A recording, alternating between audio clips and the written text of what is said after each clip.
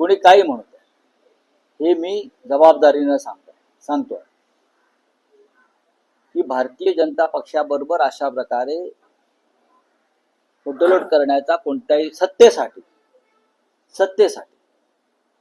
किंवा स्वार्थासाठी ही आमची भूमिका नाही.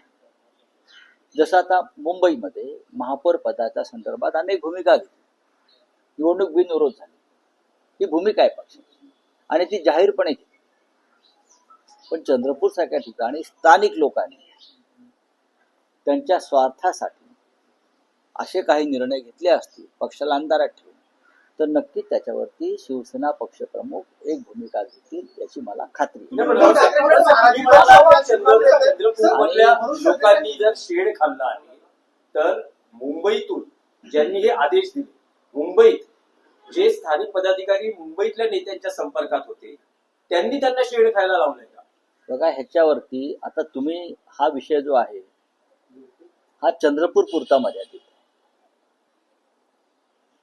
परभणीमध्ये काँग्रेसच्या 12 नगरसेवकांनी शिवसेनेचा आकडा 25 असताना आमचा महापौर केला, त्याबद्दल आम्ही त्यांचे आभारी. त्यांनी महापौरपद मागितलं नाही. परभणीतला विषय सांगतो मी, आमचे 25 आहेत मला वाटतं आणि काँग्रेसचे 12 आहेत. नक्की ना, 12च ना, मी सांगतो ना. त्यांनी आमचा महापौर व्हायला पाठिंबा दिला, त्याबद्दल आम्ही त्यांचे आभारी. चंद्रपूरला आमचे 6 आहेत आणि काँग्रेसचे 27 आहेत. 27 आणि 6 मध्ये काही अंतर आहे, राजकीय चर्चा होऊ शकते. 27 आणि 6 मध्ये राजकीय चर्चा होऊ शकते, व्हायला हरकत नाही. पण मी वारंवार सांगतो की काँग्रेस पक्षामध्ये दुफळी झाल्यामुळे काही घडामोडी अचानक घडल्या. काँग्रेस पक्षामध्ये एक वाक्यता तिकडे दूर. मी चंद्रपूर पुरतच बोलते, मी महाराष्ट्राचं बोलत नाही.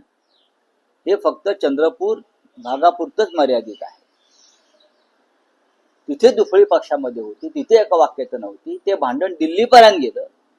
हे भांडण दिल्ली सोडवू शकलं नाही, महाराष्ट्र प्रदेश काँग्रेसचे अध्यक्ष सोडवू शकले नाही. त्याच्यामुळे त्यांनी शिवसेनेला दोष देऊ नये, कोणी शिवसेनेला दोष देऊ नये याची जबाबदारी सगळ्यात आधी त्या दुफळीची त्यांच्या पक्षाने स्वीकारायला पाहिजे. परभणीत काही झालं का? अजिबात झालं. इतर कुठे ठिकाणी झालंय का? मुंबईत झालंय का? काँग्रेस आणि शिवसेना वाद? अजिबात नाही. हा चंद्रपूरचा स्थानिक वाद आहे.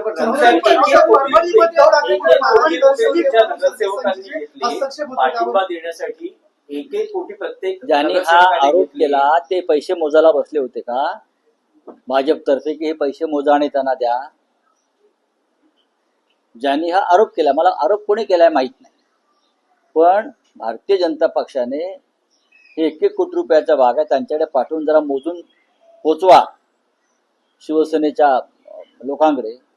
असं काय व्यवहार झालाय का? आणि मध्ये मग 20% कमिशन आहे का कुठे मोजण्याबद्दल? चला, परभणीतला जो विषय आहे, परभणीतही तुमच्या निर्णयावरून वाद निर्माण झाला आहे. एकनाथ शिंदे असं म्हणतात की शिवसेना उभाटाचा खरा चेहरा समोर आला. महाराष्ट्रात पहिला मुस्लिम महापौर शिवसेनेचा हा उद्धव ठाकरेंनी दिला, असं सय्यद इक्बाल. एकनाथ शिंदेना सांगा जरा अभ्यास करा जरा. डोक्याला तेल वगैरे लावा थंड डोकं होण्यासाठी आणि मग अभ्यास करा. परभणीमध्ये भारतीय जनता पक्षाचे 12 नगरसेवक मुसलमान आहेत, हे त्यांना माहिती आहे का? शिंद्यांना का उचलली जीभ लावली दाढीला? टाळाला पण नाही, दाढीला. 12 नगरसेवक भारतीय जनता पक्षाचे परभणीतले मुस्लिम आहेत. इतर ठिकाणी सुद्धा असंख्य मुस्लिम नगरसेवक आहेत. काय या देशामध्ये, या महाराष्ट्रामध्ये मराठी भाषिक मुस्लिम आहेत, ते काय घुसखोर नाहीत ना, मराठी भाषिक मुस्लिम आहेत. आमचे तालुका प्रमुख आहेत, ते आमचे पदाधिकारी आहेत, वर्षानुवर्ष काम करणारे. मग मुसलमान म्हणून कार्यकर्त्याला दूर ठेवणार तुम्ही? तुमच्यासारख्या गद्दारांपेक्षा तो निष्ठावान मुसलमान परवडला. तुमच्यासारख्या बेईमान गद्दारांपेक्षा ज्याने ज्या ताटामध्ये खाल्लं तिथे तंगडी वर करणारे आहे सगळे लोक शिवसेने, त्याच्यापेक्षा निष्ठावान शिवसैनिक आहे. परभणीचा जो मेयर झाला तालुका प्रमुख आहे आमचा, अनेक वर्ष पक्षाचं काम करतोय, झिजतोय, पक्षाबरोबर राहिला, अशा निष्ठावान शिवसैनिकाला जर परमणीत महापौर केला तर गद्दारांच्या पोटात दुखणारच. तुम्ही का मुसलमानांना तिकीट दिली नाहीत का? दिलीत ना, भाजपने दिली नाहीत का? दिली ना सर्वत्र. या देशाचे सर्वोच्च न्यायालयाचे न्यायाधीश मुसलमान होतात, सरन्यायाधीश. मुंबई हायकोर्टामध्ये मुख्य न्यायाधीश मुस्लिम होतात. तुमचे राज्यपाल मुस्लिम आहेत उत्तर प्रदेशचे व बिहारचे. या देशाचे राष्ट्रपती वारंवार मुस्लिम झालेले आहेत. भारतीय जनता पक्षाने डॉक्टर अब्दुल कलामना केलेला आहे. काय तुम्ही आम्हाला सांगता? तुम्हाला काय माहिती आहे एकनाथ शिंदेना? त्या अक्षर शत्रू आहेत ते. अक्षर शत्रू हा शब्दाचा अर्थ समजून घ्या. भारतीय जनता पक्षाला संधी मिळाली असते ना महापौर करण्याची परमणीत, तर त्या 12 मधलाच एखादा मुस्लिम नगरसेवक झाला असता. लक्षात ठेवा. हे पण तुम्हाला मी सांगतो. या देशामध्ये हिंदू मुसलमान करण्यापलीकडे यांच्याकडे दुसरा कार्यक्रमच नाही. रावसाहेब, आणखी काही विषय आहेत. अजित पवारांच्या अपघाती मृत्यू प्रकरणात जे काही आरोप प्रत्यारोप होत आहेत त्यात तो पूर्व विदर्भातला नेता कोण हे आता स्पष्ट झालेलं आहे. प्रफुल्ल पटेल यांचं नाव अजित पवारांचे निकटवर्तीयच घेऊ लागलेले. त्यांनी स्वतः प्रफुल्ल पटेल यांनी सांगितलं की त्यांचं फोनवर बोलणं झालं, झेडपी संदर्भातले काही विषय होते, काही शेतकऱ्यांचे विषय होते, त्या संदर्भात भेट झाली.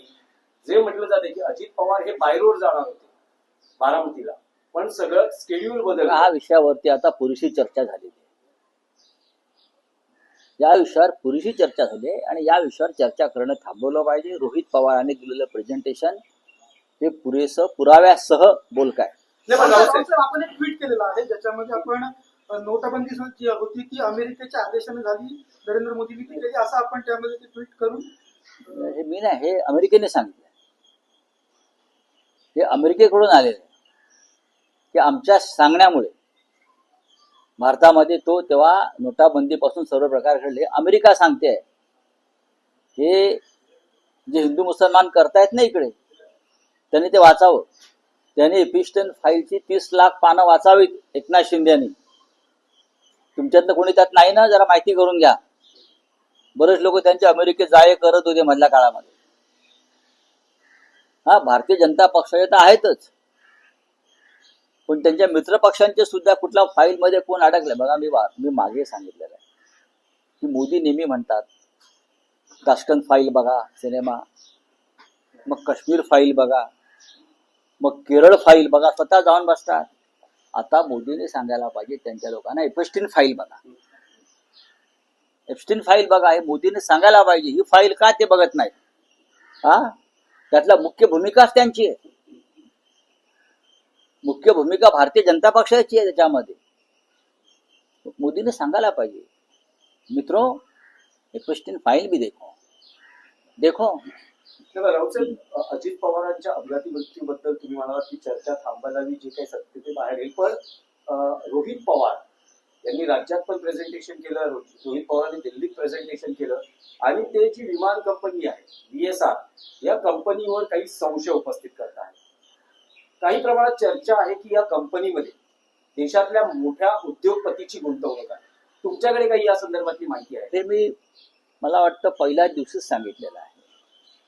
या कंपनीमध्ये कोणाची बेनामी गुंतवणूक आहे एका प्रमुख भाजपशी संबंधित व्यक्तीशी, ते शोधलं पाहिजे. हे मी वारंवार सांगितलेलं आहे. हे दिल्लीतल्या माझ्या पत्रकार परिषदेत सांगितलेलं आहे की या संबंधित विमान कंपनीमध्ये कोण आहे बेनामी. एक व्यक्ती आहे, अदृश्य शक्ती, अदृश्य हात आहे. याचा शोध घेतला जाऊ नये म्हणून याचा तपासच होणार नाही या गोष्टीचा. चलिए बोलिए. राहुल गांधींचा मोठा विषय आहे, देशाच्या राजकारणातला विषय आहे की राहुल गांधींनी जे पंतप्रधान नरेंद्र मोदींच्या बाबतीत विधान केलं की मोदींनी देश विकला, देश विकला पडसाद उमटला आहे. भाजप खासदार निशिकांत दुबेंनी राहुल गांधींचं लोकसभेतलं सदस्यत्व रद्द करावं अशी मागणी करताना त्यांना आजन्म निवडणूक आयोगानं निवडणूक लढण्यावर बंदी घालावी अशी मागणी केली. देशाच्या स्वातंत्र्यासाठी राहुल गांधी लढत आहेत. देशातल्या लोकशाहीसाठी राहुल गांधी लढत आहेत. आम्ही सगळे त्यांच्या बरोबर आहोत. देशामध्ये सामाजिक समरसता असावी म्हणून राहुल गांधी लढत आहेत आणि देश अमेरिकेचा गुलाम होऊ नये म्हणून राहुल गांधी लढत आहेत। हे जर भाजपनं पोचलेल्या गुंडांना, संसदेमध्ये आणलेल्या गुंडांना कळत नसेल तर त्यांना अमेरिकेत जाऊन भांडी घासावी प्रेसिडेंट ट्रम्पची, एवढंच मी सांगेन। राहुल गांधी यांनी जे वक्तव्य केलं ते सगळ्यांचीच भावना आहे।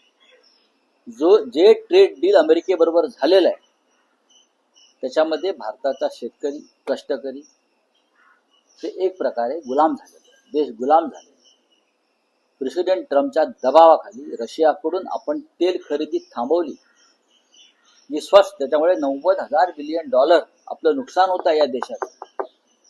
ही गुलामी नाही का? या गुलामी विरुद्ध जर कोणी म्हणत असेल की यांना अजन्म पार्लमेंटला येण्यापासून रोखा, तर मला असं वाटतं ते भंपक लोक आहेत। ब्रिटिशांच्या काळात सुद्धा अशा प्रकारचा अजन्म बंदिवान होण्याचा प्रकार स्वातंत्र्य चळवळीतल्या नेत्यांवर झालेला आहे, बरोबर आहे। वीर सावरकरांना 2 जन्मठेपी झाल्या आहेत ना स्वातंत्र्यासाठी, राहुल गांधींना लोकसभेतून बाहेर काढतील, बाकी काय। ते गेले तर आम्ही सगळे बाहेर पडू, बसा एकट्या मोकळ्या सभागृहामध्ये। असं होऊ शकत नाही, या देशात लोकशाही आहे आणि हा निर्णय होईपर्यंत मोदींचं सरकार राहील का ही सुद्धा एक प्रश्नचिन्ह सगळ्यांसमोर आहे। एका अधिकाऱ्याला लाच घेताना मंत्रालयात हो हो, माननीय सन्माननीय आदरणीय नरहर झिरवळ औषध प्रशासन मंत्रालय, बरं, त्यांना त्यातलं काय कळतं मला माहित नाही, पण त्यांचे अनेक किस्से माझ्याकडे आहेत। कुठला ट्रक सोडा, कुठलं कंटेनर सोडा, असे जे अधिकाऱ्यांना फोन करून सांगत असतात ना, ते सगळ्या प्रकारचं तिथे कार्यक्रम चालतात। त्याच्यामुळे जे पकडलेले आहेत ते फार किरकोळ लोक आहेत। अँटी करप्शननं त्यांच्या सूत्रधारापर्यंत पोहोचलं पाहिजे, एवढंच मी सांगेन।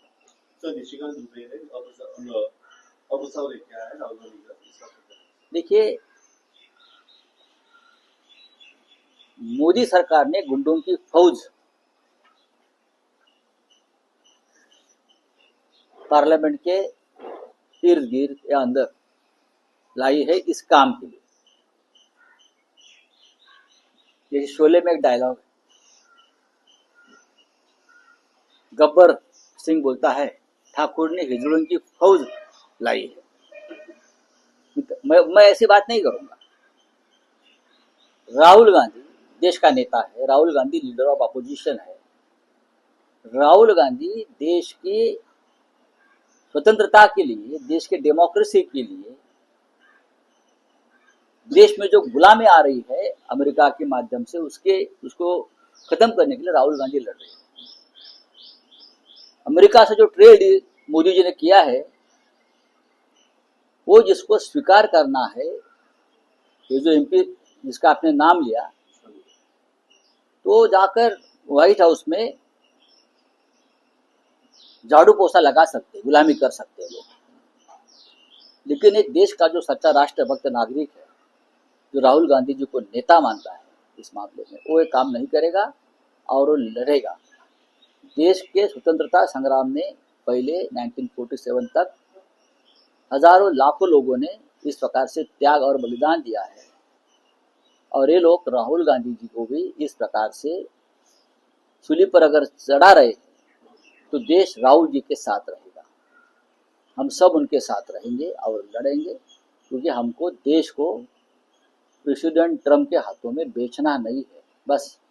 सर नोटबंदी के ट्वीट आया है, क्या आपका मानना है? ये मेरा ट्वीट नहीं है, अमेरिका से आई हुई जानकारी है और ऑफिशियल जानकारी है कि नोटबंदी जैसे निर्णय अमेरिका के दबाव में लिए गए थे, अमेरिका के फायदे के लिए लिए गए थे। उसके ऊपर जो राहुल गांधी को पार्लियामेंट से निकालना चाहते हैं आजीवन, उनकी क्या राय है पूछ लीजिए। हाँ, मोदी खुद गुलाम बन गए, प्रधानमंत्री खुद प्रेसिडेंट ट्रम्प के गुलाम बन गए, लेकिन हम देश को गुलाम नहीं बनाने देंगे। आप खुद गुलामी कर सकते हो, आपकी कोई मजबूरी होगी, आपकी कोई मजबूरी होगी, आपका कोई सीक्रेट उनके हाथों में होगा व्हाइट हाउस में, तो आप उनकी गुलामी कर सकते हो। लेकिन अगर आपको लगता है आपके लिए देश गुलाम बनेगा, तो देश गुलाम नहीं होगा।